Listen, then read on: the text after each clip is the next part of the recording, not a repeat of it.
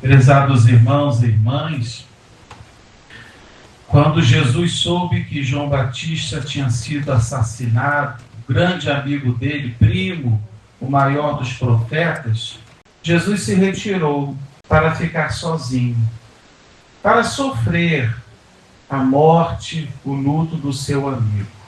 Pois bem, diz o texto do Evangelho que acabamos de ouvir, assim que as pessoas que moravam nas cidades ao redor daquela região souberam que Jesus tinha pego o barco para se afastar e ficar sozinho lá no mar da Galileia, foram até Jesus Cristo. Quando Jesus chegou de barco do outro lado da margem do mar da Galileia, Jesus encontrou já uma multidão imensa ali à espera dele. Homens, mulheres, jovens, crianças, velhos. As pessoas que moravam naquelas cidadezinhas próximas souberam: Jesus está na área, vamos até ele. E diz o texto, quando Jesus saiu da barca e olhou aquela multidão, Jesus sentiu compaixão. Grava aí a palavra, compaixão. Porque era uma multidão miserável. Eram pessoas que lá estavam, doentes, sofridas, pessoas que não tinham o que comer, não tinham o que beber, muitos não tinham onde morar, e aqueles que moravam certamente moravam em situações precárias. Enfim, Jesus teve compaixão, não teve pena. Deus não tem pena do nosso sofrimento. Deus tem compaixão. Qual é a diferença? Quem tem pena não se envolve com a dor do outro. Observa, coitado, está sofrendo, está passando por dificuldade, mas eu estou aqui de boa. Agora, quem tem compaixão se envolve com a dor do outro. Assume para si o problema do outro. Quer ajudar, quer estar presente. Deus tem compaixão, meu irmão, minha irmã, do nosso sofrimento. E Jesus então começou a curar. Não ficou de braços cruzados, viu a necessidade daquele povo sedento de cura, de dignidade, de respeito. E Jesus começa a aliviar a dor daquele povo. Curou muitas pessoas, como diz o Evangelho que nós ouvimos.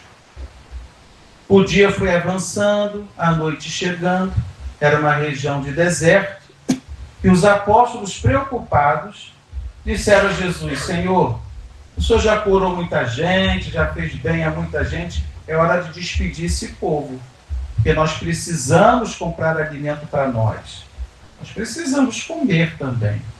E qual foi a resposta de Jesus? Ninguém se afaste daqui. Não é necessário. Não quero que alguém se afaste de mim.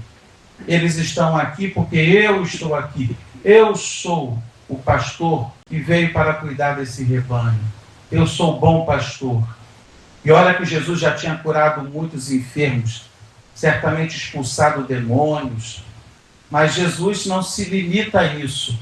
A multidão estava com fome, não tinha o que comer. Não sei se você já passou pela experiência de não ter o que comer, de ter fome e não ter da onde tirar o alimento. Nunca passei por isso, mas deve ser uma situação muito, muito triste. Pois bem, essa era a situação daquele povo. 5.000 homens, sem contar mulheres e crianças. Então Jesus não permitiu que ninguém se afastasse dele.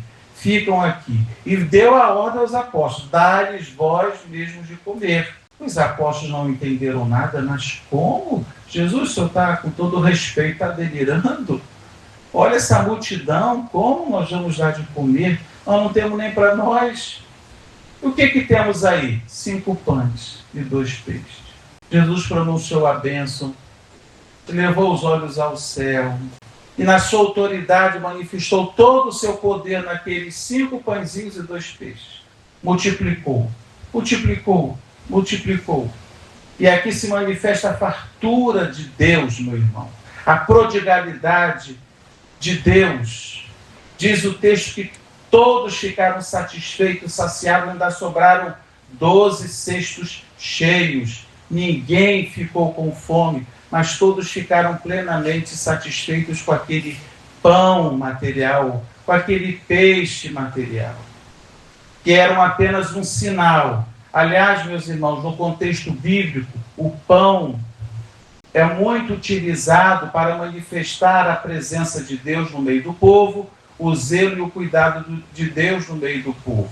Vocês lembram quando o povo, agora lá no Antigo Testamento, né? Quando o povo estava prisioneiro do Egito, 400 anos de opressão, um povo sem pão, sem dignidade, sem liberdade. Deus foi ao encontro do sofrimento do seu povo. Chamou Moisés, libertou o povo do jugo da escravidão lá no Egito. E Deus pediu que fosse celebrada uma festa todo ano por ocasião desta libertação. A Páscoa judaica. Páscoa, passagem da opressão para a liberdade. E aí os judeus celebravam. E como que Deus pediu que fosse feita essa celebração? Por meio de uma ceia, refeição, tendo pão, pães ázimos, representando o sinal da manifestação de Deus que libertou o seu povo do jugo da escravidão. Tinha lá as ervas amargas, o cordeiro, tinha o vinho, não é? Mas o pão não podia faltar. E o pão foi sinal, naquele contexto, da intervenção de Deus que libertou o seu povo. Aí o Mar Vermelho se abriu, o povo passou, foi com destino na liberdade a Canaã. Mas o que tinha entre o Egito e Canaã? O deserto, que não foi fácil. Mas aí, qual foi o sinal que Deus utilizou para dar a sobrevivência do povo no deserto? Para que o povo não perecesse, não morresse? O maná, o pão que desceu do céu. Olha aí, pão, o sustento para a sobrevivência daquele povo em tempos difíceis. Deus não libertou o povo do Egito para morrer no deserto, seria trocar 6 por meia dúzia. Deus libertou o seu povo para conduzi-lo à terra nova, uma terra fértil, mas o deserto estava lá. Muito bem, vamos, eu caminho com vocês, eu estou no meio de vocês. Deus deu maná, o pão. Deus fez sair água da rocha, Deus deu carne também, e aquele povo passou pelo deserto. Passou. E chegou ao destino final.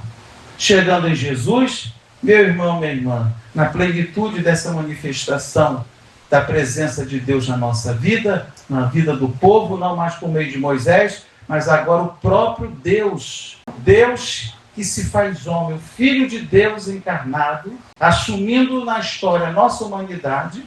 Qual foi o sinal que ele se utilizou para marcar e selar a aliança entre nós e o Pai? Por meio dele, uma nova e eterna aliança, perpétua, definitiva, o pão.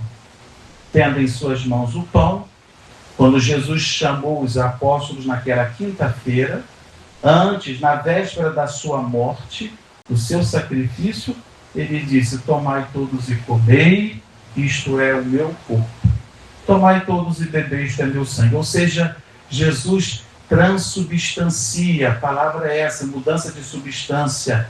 O pão deixa de ser pão, o vinho deixa de ser vinho, se tornam consagrados por ele o corpo dele, a carne dele, o sangue dele, para que todos pudessem, ao comungar, ao se alimentar do pão, entrar em comunhão plena e máxima com ele. Ou seja, a carne de Deus na nossa carne, o sangue de Deus correndo das nossas veias, a alma de Deus em nós, nos tornamos sacrários vivos onde Deus habita. Todos vocês, todos comam e todos bebam, para todos. E quando Jesus falou, fazei isso em memória de mim, ele deu autoridade, para os padres, para os apóstolos, os bispos e os padres em comunhão com os bispos, a realizarem cada missa sobre o altar o mesmo e eterno sacrifício que ele sofreria no alto daquele monte, do Monte Calvário, na cruz. Por isso que a missa, ela é conhecida como sacrifício eucarístico, porque é atualizado o sacrifício de Jesus na cruz. O mesmo tornado presente na nossa vida. Mas a missa também é banquete, porque é refeição, porque temos pão, comida, alimento, que é Ele próprio, para nos dar o sustento para que ninguém morra no deserto. Estamos caminhando para Canaã, que é o céu. E como sobreviver no deserto sem o pão, sem a Eucaristia? Não dá, meu irmão, minha irmã, preste atenção, você que crê, você não pode insistir em caminhar nessa vida longe, privado do alimento, que vai garantir a sua sobrevivência, para que você chegue lá no céu e não morra no deserto. Então a gente entende que a multiplicação dos pães no Evangelho é um anúncio, um pré-anúncio daquilo que Jesus faria em toda a missa, se fazendo pão e alimento para saciar uma multidão também miserável que somos nós.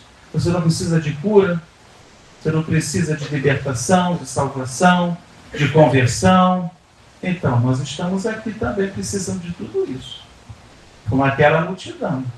E quem está no meio de nós? É um privilégio, meu irmão, minha irmã, participar da missa. Não troque a missa por nada. Nenhum outro compromisso deve ser mais importante do que a missa.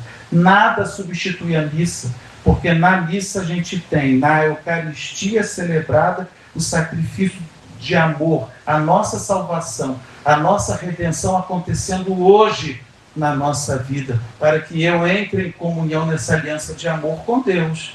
E como eu ser insensível?